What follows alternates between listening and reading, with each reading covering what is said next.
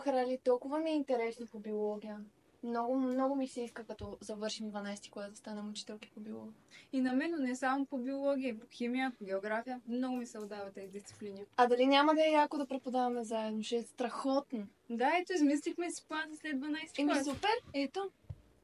Момичета, какво толкова говорите? Кое е толкова интересно? И аз поделете с всички нас. Госпожо, искахме да ви питаме. Какво трябва да направим, за да станем учителки по биология? В кой университет да се запишем? А как се води специалността? Чакайте. Дисциплини се изучават. Чакайте. Много бързо сега ще може да си отговорите на тези въпроси. Гледайте сега. Хей ти, да, точно ти.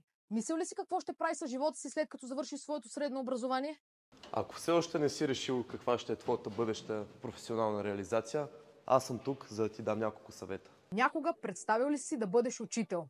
Ако не, просто за секунда си го представи. И то не какъв да е учител, а учител по биология, химия, география или английски язик. Кажи ми честно, не би ли било яко да учиш и след това да преподаваш нещо, което най-много ти харесва? Не само е яко, но е много интересно. Сега ще ти разкажем какво и как е нужно да направиш, за да се реализираш като бъдеш учител. И спокойно, не е толкова страшно.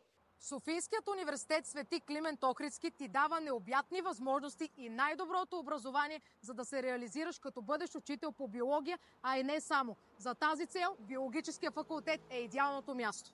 Тук в биологическия факултет ти даваме множество възможности и избор от нашите педагогически бинарни специалности биология и химия, география и биология и английски язик, след които ще можеш да се реализираш като бъдеш учител и то не в едно, а в цели 2 професионални направления. Всичко звучи чудесно, нали? Но знаеш ли как се кандидатства? Сега ще ти разкажем. За прием в специалност биология и химия ще ти бъдат необходими оценките от положен държавен зрелостен изпит по биология и здравно образование или по химия и опазване на околната среда, както и оценките от дипломата за завършено средно образование по биология и здравно образование, химия и опазване на околната среда и български език и литература.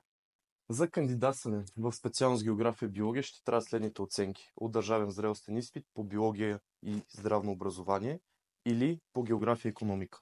Също така ще трябват оценките от дипломата по предметите биология и здравно образование, география и икономика и български език и литература. И напълно аналогично за прием специалност биология и английски език пък ще ти бъдат необходими оценките от положените държавни зрелостни изпити по биология и здравно образование или по английски език, както и оценките от дипломата завършено средно образование по биология и здравно образование и български език и литература или по английски език и български език и литература. Не звучи толкова трудно, нали? Сега ще ти разкажем и какво ще изучаваш, ако избереш някои от нашите бинарни специалности. Тук при нас в биологическия факултет, като студент в специалностите биология и химия, география и биология и английски език, ще изучаваш широка гама от биологични дисциплини, като анатомия и физиология на растенията, анатомия и физиология на човека, биотехнологии, биохимия, генетика, произход на живота и теории за еволюцията, както и много други. Освен това, тук ще имаш и множество упражнителни занятия, по времето на които ще влизаш и ще работиш в различни биологични лаборатории. Там ще правиш множество интересни опити, анализи и изследвания, които ще ти помогнат да подобриш своите практически умения и да навлезеш в дебрите на най-различни науки. Трети курс започва и методическата ти подготовка с дисциплината методика на обучението по биология, която ще изучаваш в продължение на цели 2 семестъра.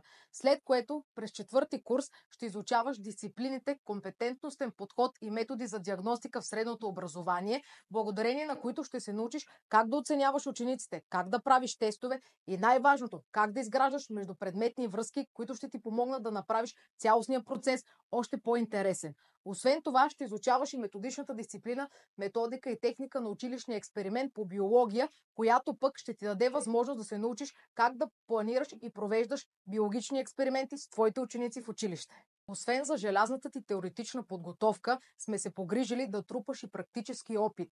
Ще имаш възможността да влезеш в класната стая, но вече не като ученик, а като учител. И спокойно. По време на това ти приключение до теб ще бъдат специалистите от нашата катедра по методика, които ще ти дадат множество безценни съвети и ще ти помогнат да изградиш мощен арсенал от умения, благодарение на които с лекота ще се справиш с всяка една ситуация, която ти предостави училищната среда. Ние направихме правилния избор да станем част от новите учители на България. Направи го и ти!